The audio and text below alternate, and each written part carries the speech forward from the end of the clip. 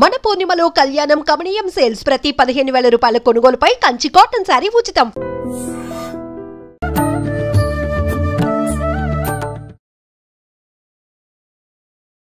నమస్కారం, welcome to I dream.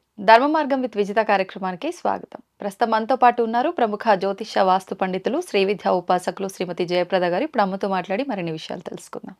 నమస్తే అమ్మా. నమస్తే అమ్మా. శ్రీమాత్రే నమః.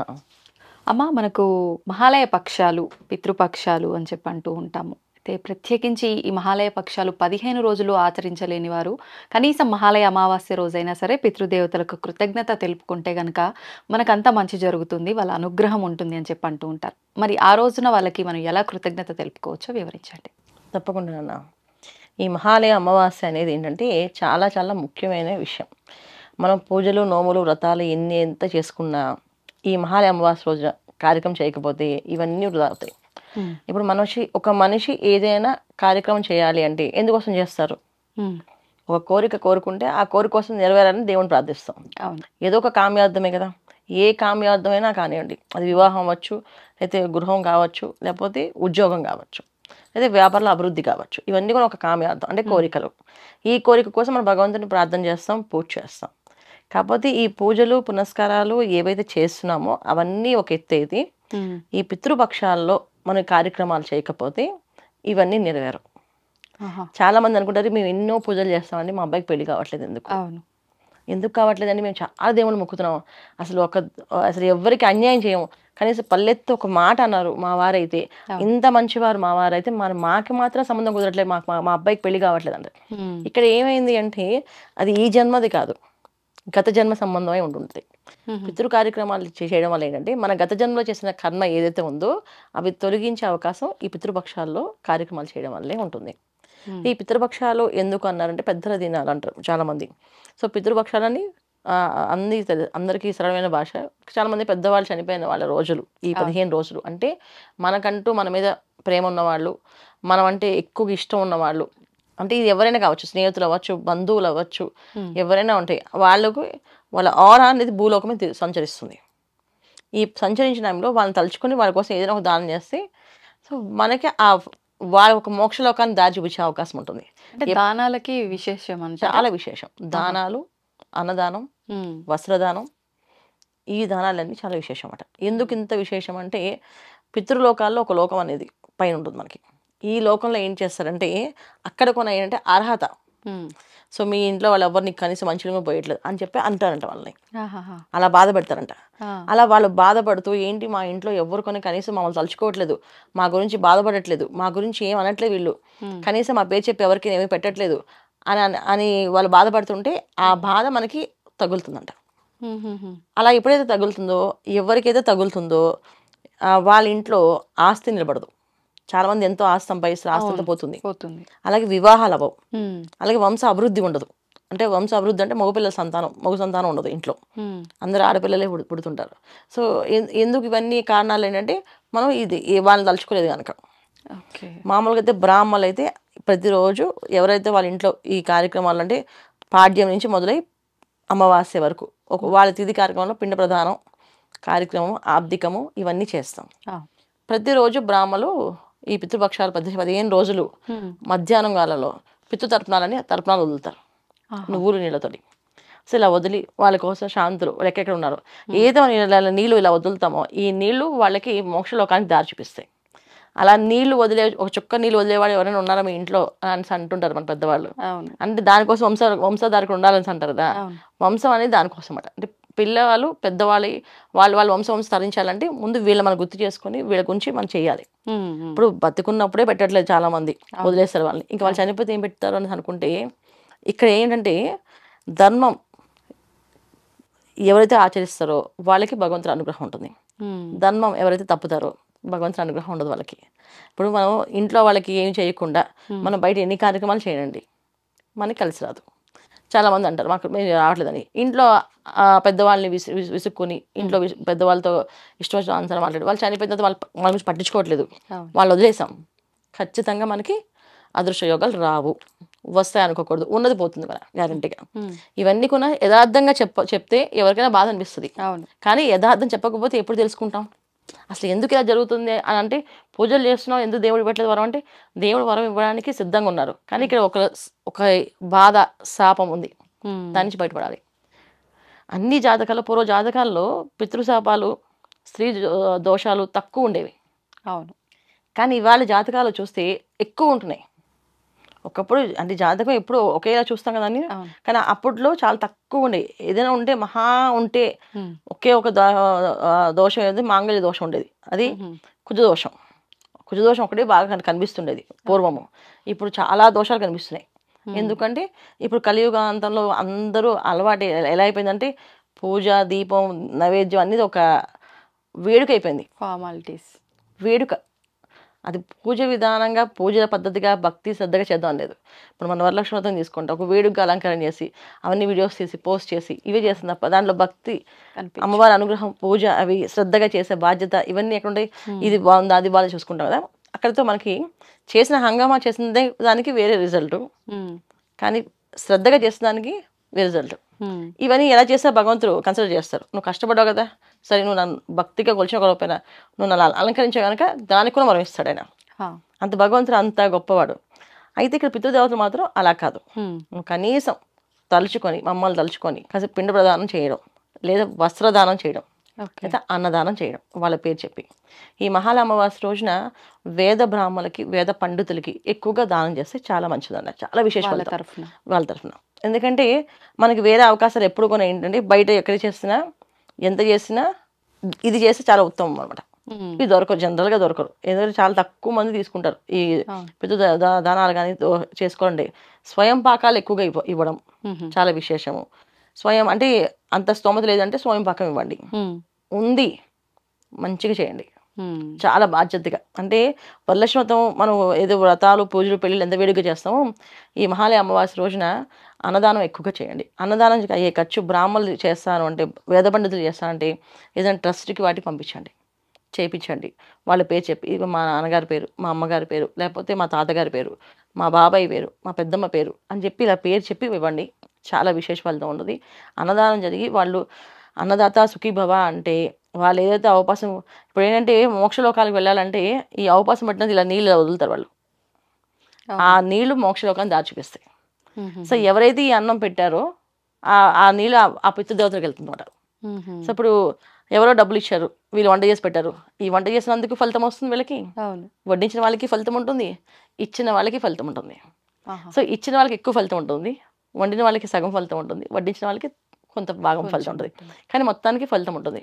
ఇప్పుడు ఏదైనా ఎంత ఫలితం ఉన్నా సరే, ఒక దేవతను మనం పంపించాం, ఒక పితృదేవతను మనం పంపించాం మోక్షలోకానికి, మన ఇంట్లో ఏం జరుగుతాయి?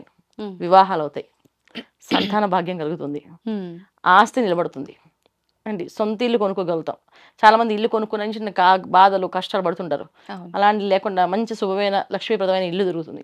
ఆ ఇంట్లో వెళతాం, అక్కడి నుంచి అభివృద్ధి ఉంటుంది. ఇలాంటి అభివృద్ధి జరిగే అవకాశాన్ని ఈ మహాలయ అమావాస్య రోజున చేసుకోవాలి. ఇప్పుడు మిగతా రోజులు తెలియని వాళ్ళకి అమావాస్య రోజు చేసుకోవచ్చు. ఈ అమావాస్య రోజున ఎక్కువగా వేద బ్రాహ్మణులకి, వేద పండితులకి చేయండి. చాలా చాలా విశేష ఫలితాలు మీకు అందుతాయి. ఇప్పుడు ఈ తర్పణాలు చేయడము ఇవన్నీ కూడా ఎక్కువగా మగవారే చేయాలని అంటూ ఉంటారు. మరి మగవారు లేకుండా ఆడపిల్లలే ఉన్న వాళ్ళ పరిస్థితి ఏంటమ్మా? బ్రాహ్మణులతో చేయించాలంటారా? ఏ రకంగా? అంతే, బ్రాహ్మణు ఒక సహాయం పెట్టుకొని చేయించుకోవాలి కంపల్సరీగా. జనరల్గా ఆడపిల్లలే ఉన్నారు అంటే ఖచ్చితంగా చెప్తారు అక్కడ, సహాయం పెట్టుకొని చేసుకోవాలని చెప్పేసి. కానీ ఆడవాళ్ళు చేయకూడదు, వాళ్ళు చెప్పి చేయించుకోవచ్చు. ఓకే, ఇది శాశ్వతంగా చేయించుకుంటే చాలా విశేషం అన్న. ఒకవేళ చేయించే పరిస్థితి లేకపోతే ఇలా అన్నదానం చేయించండి. ఆ రోజు తిథి తెలుసు మాకు, ఈ రోజు పలానా రోజు చనిపోయారు, నాకు ఈ తిథి తెలుసు, ఆ తిథి రోజు అన్నదానం చేయించండి. ఓకే, శుభ్రంగా అన్నదానం చేసి అన్ని వస్త్రదానం చేయండి. పోనీ అన్నదానం, వస్త్రదానం చాలా విశేష ఫలితం. ఇప్పుడు ఒకవేళ అంటే పెద్ద ఎత్తున అన్నదానం చేయడం ఇదంతా మా వల్ల కాదు అనుకున్నప్పుడు, ఆ తిథి రోజున మామూలుగా ఎవరినైనా ఒక నలుగురిని ఇంటికి పిలిచి భోజనం పెట్టడం, ఆ రకంగా చేసుకోవచ్చు అంటారా? ఖచ్చితంగా పెట్టచ్చు, శుభ్రంగా అయినా చేసి అలా కొన్ని చేయొచ్చు అన్న. బంధువుల్ని పిలిచి, అందరిని పిలిచి ఆ రోజు అందరికన్నా పెద్దవాళ్ళు ఎవరుతున్నారు వాళ్ళకి వస్త్రాలతో సహా అన్నదానం చేస్తే చాలా విశేష ఫలితం. ఇలా కాదు బ్రాహ్మణులకు చేద్దాం అనుకుంటే ట్రస్ట్లకి, మన కంచి పీఠం ఉంది, శృంగేరి పీఠం ఉంది, స్వామివారికి వాళ్ళు చెప్పి ఇవ్వచ్చు. ఇలా ఏదో ఒక పీఠానికి, స్వామి ఈరోజు మాకు మా పెద్దవాళ్ళు పేరున మీరు కొంచెం కార్యక్రమం ఇలా అనుకుంటున్నాం అని చెప్తే చేయమని చెప్తారు, చేసుకోవచ్చు. ఈ విధంగా చేయొచ్చు. మొత్తానికి ఏదైనా సరే ఏంటంటే చాలా శ్రద్ధతో బాధ్యతగా చేయాలి. ఇది ఈ మహాలయ అమావాస్య అనేది ఏంటంటే అమ్మ చెప్పారు కదా, విన్నాం కదా, చేసేదా అని అంతరం అనుకోకూడదు. ఇది శ్రద్ధగా బాధ్యతగా చేయకపోతే అవి తీసుకోరు. ఇప్పుడు ఒకవేళ అమ్మ చనిపోయి సంవత్సరం అవ్వకుండా ఉన్న వాళ్ళకి కూడా ఈ మహాలయ పక్షాల్లో ఈ కార్యక్రమాలు చేయొచ్చా? సంవత్సరం కాలంలో వాళ్ళకి ఒక కార్యక్రమం జరుగుతున్నారు ఆల్రెడీ. ప్రతి మాసం వాళ్ళకి మాసికాలని జరుగుతుంటాయి. ఓకే. అవి చేస్తున్నారు. అప్పుడు పితృపక్షాలు కూడా వాళ్ళకి యాడ్ అవుతాయి తప్ప స్పెషల్గా ఉండదు. వాళ్ళకి ఆల్రెడీ సంవత్సర కాలం అంతా స్పెషల్గా ఉండదు వీళ్ళకి. సంవత్సర కాలంలో ప్రతి మాసం వీళ్ళకి ఇక్కడైతే ఇక్కడ చనిపోతున్న జీవ ఆత్మ పైకి వెళ్ళడానికి కనీసం అది జర్నీ అనేది 1 year పడుతుంది. అందుకే సంవత్సరం వరకు వాళ్ళ గుడికి కొండలు ఎక్కద్దని చెప్తాంటారు. వాళ్ళ ఒక ఆర వాళ్ళతో అటాచ్ అయి ఉంటుంది, వాళ్ళు వెళ్ళేది దారి. అందుకని గుళ్ళకి వెళ్ళకండి, గోపురాలకు వెళ్ళొద్దు, పెద్ద పెద్ద కొండలు అంటే పెద్ద క్షేత్రాలు కొండెక్కకూడదు, ఇవన్నీ చెప్తాం కదా. ఇంట్లో మామూలు దీపాలు నిత్య దీపం పెట్టుకోవచ్చు అని చెప్పేసి. ఎందుకు నిత్య దీపం పెడితే ఇటువంటి ఆటంకాలు లేకుండా ప్రయాణం సాగుతుంది వాళ్ళకి. అందుకే నిత్య దీపం పెట్టుకోని చెప్తాం. సో అందుకని వాళ్ళకి ఖచ్చితంగా ఈ దాంట్లో వచ్చేస్తుంది. స్పెషల్గా చేయట్లేదు. అయిపోయిన తర్వాత ఏవైతే సంవత్సరం అయిపోయిన తర్వాత ఉంటుందో పితృపక్షాల్లో ఈ కార్యక్రమాలు 15 రోజులు విశేషంగా ప్రతిరోజు చేయొచ్చు. నాకు తెలిసిన 1-2-3 అయితే వాళ్ళు దేవతలకి దేవుళ్ళకి పూజల కంటే ఈ పితృ కార్యక్రమాలు చాలా జాగ్రత్తగా శ్రద్ధగా చేస్తారు. వాళ్ళ నాన్నగారు అంటే చాలా ఇష్టం అతనికి. వాళ్ళ నాన్నగారు చిన్నప్పుడు చనిపోయారని అతను ప్రతిసారి వాళ్ళ నాన్నగారు వచ్చే కార్యక్రమం ఈ పితృపక్షాల్లో ఇలా అన్నదానం చేస్తే మంచిదండి అంటే 15 రోజులు మా నాన్నగారు చెప్పి చేయొచ్చండి అంటే చేయొచ్చు అని చెప్తాను. ఆయన ఒక సంవత్సరం చాలా కష్టంతో చేశాడు, సగం జీతం ఇచ్చేసాడంట. మొత్తం 15 రోజులు కార్యక్రమానికి సగం జీతం అయింది. అనుకున్నా కదా ముక్కు, అలా అనుకున్నాక తీర్చకపోతే ఏమనుకుందాం అని చెప్పి ఆయన అనుకుని పాప 15 రోజులు సగం జీతం ఇచ్చి చేసుకున్నాడు. వచ్చే సంవత్సరానికి ప్రమోషన్తో డబుల్ జీతంతో ఉన్నాడు ఆయన. అప్పుడు వచ్చింది కదా సగం మొత్తం ఫుల్ శాలరీ పెట్టుకున్నాడంట. తర్వాత GM అయ్యాడు, కంపెనీ పెట్టుకునే అవకాశం వచ్చింది. అలా ప్రతి సంవత్సరం ఎదుగుతూ వచ్చాడు ఆయన. ప్రతి సంవత్సరం చేస్తున్నాడు కార్యక్రమాలు. ఇవాళ రోజున ఈ 15 రోజులు ఆయన కార్యక్రమం ఏంటంటే అన్ని ట్రస్టులకి డబ్బులు పంపించడమే వాళ్ళ నాన్నగారి పేరున. ఎన్ని పంపిస్తారు, ఎంత లక్షలు పంపిస్తారో తెలియదు, అంత స్థాయికి వెళ్ళిపోయారు వాళ్ళు. అంటే ఓన్లీ పితృపక్షాల్లో కార్యక్రమం ఈ రోజు అన్నదానం చేసి ఇంత స్థాయికి వెళ్ళారు వాళ్ళు. ఏదైనా సరే మనం నమ్మకంతో శ్రద్ధతో బాధ్యతతో ఇది నాది అని చేస్తే కనుక ఖచ్చితంగా మనకి ఫలితం ఉంటుంది. ఏదో విన్నాలి చేసాంలే అనుకుంటే మాత్రం ఖచ్చితంగా అది ఫలితం తక్కువగా ఉంటుంది. నమ్మకం ముఖ్యం. నమ్మకంతో చేయాలన్న, నమ్మకంతో చేస్తే ఖచ్చితంగా ఈ పని అవుతుంది. చాలా అదృష్టం. అదే నాకు తెలిసిన నా కళ్ళ ముందు ఎదిగిన వాళ్ళంతా ఈ వాళ్ళకి చేస్తుంటారు వాళ్ళు. ఇంకా చెప్పే పని లేదు వాళ్ళకి. ఒకేసారి చెప్పా, మీ జాతకంలో పితృదోషాలు ఉన్నాయండి, పితృశాపాలు ఉన్నాయంటే మా నాన్నగారు చిన్నప్పుడు చనిపోయారు, దానికి దీనికి సంబంధం లేదు కానీ జాతకంలో ఉంది కనుక మీరు జాగ్రత్తగా ఉండాలి, ఈ విషయాల్లో పెద్దవాళ్ళు ఎదురించి మాట్లాడకూడదు అని చెప్పాం. దానికి ఆయన ఇది అన్వయించారు అనుకుని ఇంక చేద్దామని చెప్పి చేసుకున్నారు. బ్రహ్మాండంగా కలిసి వచ్చింది. అలాగా మనం చేసుకుంటూ వెళుతూ ఉంటే ఖచ్చితంగా మంచి ఫలితం ఉంటుంది.